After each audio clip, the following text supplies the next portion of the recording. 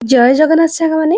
ମହାପ୍ରଭୁ ଶ୍ରୀ ଜଗନ୍ନାଥ ଯେତେବେଳେ ନବଦିନାତ୍ମକ ଯାତ୍ରାରେ ଶ୍ରୀମନ୍ଦିର ଛାଡ଼ି ଆଡ଼ପ ମଣ୍ଡପକୁ ଆସିଥାନ୍ତି ବା ଶ୍ରୀଗୁଣ୍ଡିଚାକୁ ଆସିଥାନ୍ତି, ସେଠିକି ଯୋଉ ଭୋଗ ସବୁ ଲାଗିଥାଏ ତା ଭିତରୁ ଗୋଟେ ସ୍ୱତନ୍ତ୍ର ଭୋଗ ହଉଛି ଆଳପ ଖେଚୁଡ଼ି।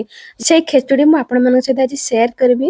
ମୁଁ ତ ଜାଣିନି, ଲୋକଲୋଚନରୁ ମୁଁ ଯେତିକି ଶୁଣିଛି ଆଉ ଯେତିକି ଜାଣିଛି ସେତିକି ହିଁ ମୁଁ ଆପଣମାନଙ୍କ ସହିତ ସେୟାର କରିବି।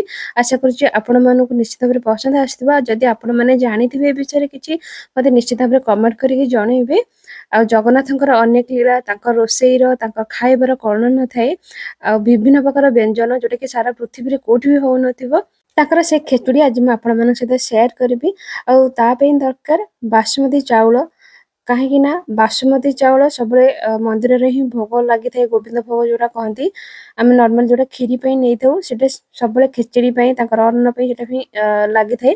ଆଉ ସେଥିରେ ଗୋଟେ ସ୍ୱତନ୍ତ୍ର ବାସ୍ନା ଥାଏ, ସ୍ୱତନ୍ତ୍ର ଟେଷ୍ଟ ଥାଏ ତା ଦେହରେ। ସେଥିରୁ ଆମେ ଗୋଟେ କପ୍ ନେବା। ଆପଣ ଚାହିଁଲେ ଆର କ୍ୱାଣ୍ଟିଟି କମ୍ କିମ୍ବା ବେଶୀ କରିପାରିବେ। ଏଠି ମୁଁ ଗୋଟେ କପ୍ ନେଇଛି। ପ୍ରଥମେ କ'ଣ କରିବେ ନା, ଚାଉଳକୁ ଭଲସେ 4ରୁ 5 ଥର ୱାଶ୍ କରିନେବେ। ୱାଶ୍ କରିସାରିଲା ପରେ ତାକୁ ମିନିମମ୍ 15 ମିନିଟ୍ ପାଇଁ ଛାଡ଼ିଦେବେ ବତୁରିବା ପାଇଁ। ଏବେ ଆମେ ନେବା ମୁଗ ଡାଲି। ଏଠି ମୁଁ ନେଇଛି ଦେଶୀ ମୁଗ। ନର୍ମାଲି ମନ୍ଦିର ମାନଙ୍କରେ କ'ଣ ହୁଏ ନା, ଦେଶୀ ମୁଗ ହିଁ ବ୍ୟବହାର ହେଇଥାଏ। ଘରେ ଯଦି ଦେଶୀ ମୁଗ ନଥିବ, ତାହେଲେ ଆପଣ କ'ଣ କରିବେ ନା, ଯୋଉ ଆମର ଦୋକାନ ମୁଗ ମାନେ ନେଇପାରିବେ। ଆଉ ଯୋଉ ବଡ ଦାନା ହଳଦିଆ ବାଲା, ଆଉ ଇଏ ହଉଛି ଭଜା ମୁଗ। ନର୍ମାଲି ଏଥିରେ ଏ ଖେଚୁଡ଼ିରେ ଭଜା ମୁଗ ହିଁ ପଡେ। ଯେହେତୁ ମୁଁ ଆଗରୁ ଭାଜିକି ରଖିଥିଲି ଦେଶୀ ମୁଗ, ସେଇଟା ହିଁ ମୁଁ ଆଡ୍ କରୁଛି।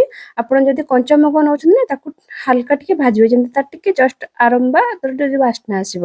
ତାପରେ ତାକୁ ଆମେ ଭଲସେ ଧୋଇ ନେବା। ନର୍ମାଲି ଦେଶୀ ମୁଗରେ କ'ଣ ହୁଏ ନା, ଗୋଡି ଥାଏ, ବାଲି ଥାଏ, ଯୋଉଟା କି ଖେଚେଡ଼ି ହଉ କିମ୍ବା ଡାଲି ଡାଲମା କଲେ ପାଟିରେ ବାଜିଥାଏ। ସେଥିପାଇଁ ତାକୁ ମୁଁ ଘୋଡ଼େଇ ନେଇଛି। ଦେଖନ୍ତୁ କେତେ ସାରା ଗୋଡ଼ି ଆଉ ବାଲି ବି ବାହାରିଛି ତା ଦେହରୁ।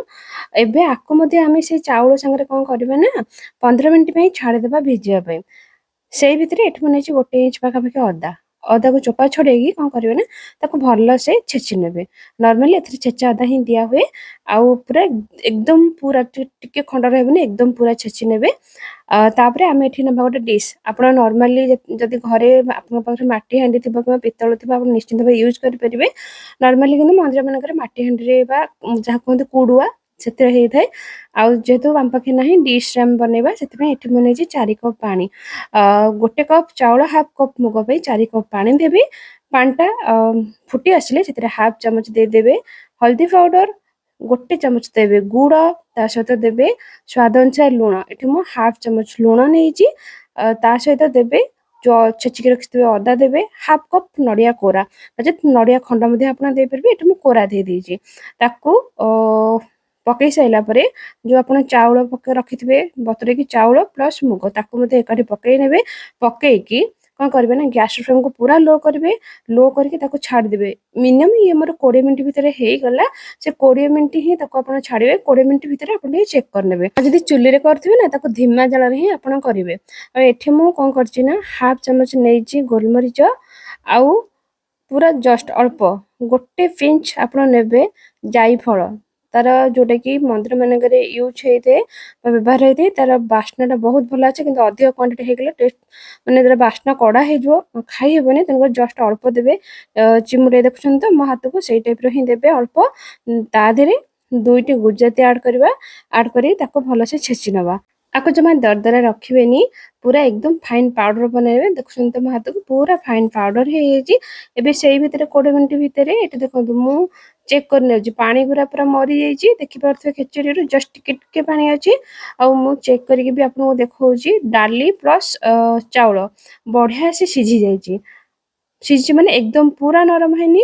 90% ଆପଣଙ୍କର ସିଝି ଯାଇଛି ଡାଲି ଆଉ ଚାଉଳ। ହାତ ମାରୁଥିବେ ଚିପିଲାକୁ ମାନେ ପୁରା ଆପଣଙ୍କର ସଫ୍ଟ ଲାଗୁଥିବ ହାତକୁ। ଏବେ ଆମେ କ'ଣ କରିବା ନା, ଆକୁ ତଳକୁ କାଢ଼ି ନେବା। ଆ ଦେହରେ ଗୋଟେ ଛୁଙ୍କ ଦିଆଯାଏ ବା ତଡ଼କା। ଯୋଉଟାକି ତଡ଼କା ପ୍ୟାନ୍‌ରେ କ'ଣ କରିବେ ନା, ଘିଅ ନେବେ, 2 ଚାମଚ ଘିଅ ନେବେ। ଯଦି ଆପଣଙ୍କ ପାଖରେ ଦେଶୀ ଘିଅ ଥିବ ତାହେଲେ ବହୁତ ଭଲ। ଆଉ ଯେହେତୁ ଆଜିକା ଡେଟ୍‌ରେ ତ ଘରେ କାହାର ଗାଈ ନାହିଁ, ଦେଶୀ ଘିଅ ମିଳିବା ବହୁତ ଇଏ ହେଲାଣି, ବହୁତ ହାଇ ରେଟ୍ ମଧ୍ୟ। ତେଣୁକରି ଏଠି ମୁଁ ଡବା ଘିଅ ବା ଆଶୀର୍ବାଦର ଘିଅ ନେଇଛି। ଘରେ ଯଦି ଆପଣମାନଙ୍କର ଥିବ ନିଶ୍ଚିନ୍ତ ଆଡ୍ କରିବେ, ବାସ୍ନା ବହୁତ ବଢ଼ିଆ ଆସେ। ନର୍ମାଲି ସେ ଦେଶୀ ଘିଅ ହିଁ ହେଇଥାଏ। ଏବେ ଆମେ ଘିଅ ମାନେ ଭଲସେ ତାତି ଗଲା ପରେ ଜିରା ହାଫ୍ ଚାମଚ ଦବା। ଜିରା ଏକଦମ ଫୁଟିଲା ପରେ ଗ୍ୟାସ୍‌ର ଫ୍ଲେମ୍‌କୁ କ'ଣ କରିବେ ନା, ଅଫ୍ କରିନେବେ। ଅଫ୍ କରିକି ଏଥିରେ ଆମେ ହେଙ୍ଗୁ ନେବା 1/4 ଚାମଚ। ମୁଁ ଆଙ୍ଗୁଠିରେ ନେଇଛି ଇଏ କରିକି 1/4 ଚାମଚ ନେବେ। ଆଉ ହେଙ୍ଗୁଟା ନିଶ୍ଚିନ୍ତ ଆଡ୍ କରିବେ। ଗ୍ୟାସ୍ ଫ୍ଲେମ୍କୁ ଅଫ୍ କରିକି ଆଡ୍ କରିବେ। ସାଙ୍ଗେ ସାଙ୍ଗେ ହେଙ୍ଗୁଟା ଦେଇ ସାରିଲା ପରେ କ'ଣ କରିବେ ନା ଛୁଙ୍କ ଦେଇଦେବେ। ତାପରେ ଯୋଉ ଆପଣ ଗୁଜୁରାତି ତା ସହିତ ଯୋଉ ଗୁଣ୍ଡ କରିକି ରଖିଛନ୍ତି ଗୋଲମରିଚ ତାକୁ ମଧ୍ୟ ଆପଣ ଆଡ୍ କରିନେବେ। ଆଡ୍ କରିକି ସାଙ୍ଗେ ସାଙ୍ଗେ କଭର କରିନେବେ। ଏଠି ମୁଁ କ'ଣ କରିଛି ନା ଜଷ୍ଟ ଗୋଳେଇକି ତାକୁ ସାଙ୍ଗେ ମାନେ କଭର କରିନେଉଛି। ମିନିମମ୍ 1 ମିନିଟ୍ ପାଖାପାଖି ଟିକେ ଛାଡ଼ିଦେବେ। ତାର ସେ ଯୋଉ ବାସ୍ନାଟା ବଢ଼ିଆ ସେ ପାଇଁ। ଏବେ ଆପଣଙ୍କର ରେଡି ହେଇଗଲା ଆଡ଼ପ ଖେଚୁଡ଼ି। ଆଶା କରୁଛି ଆପଣମାନଙ୍କୁ ନିଶ୍ଚିନ୍ତ ଭାବରେ ପସନ୍ଦ ଆସିବ। ଯେତିକି ଜାଣିଛି ଆପଣମାନଙ୍କ ସହିତ ସେୟାର କଲି। କେମିତି ଲାଗିଛି କମେଣ୍ଟ କରି ନିଶ୍ଚିନ୍ତ ଭାବରେ କହିବେ। ରହୁଛି ପୁଣି ଦେଖ ଆଉ ଗୋଟେ ନୂଆ ଭିଡ଼ିଓରେ। ସେ ପର୍ଯ୍ୟନ୍ତ ଜୟ ଜଗନ୍ନାଥ।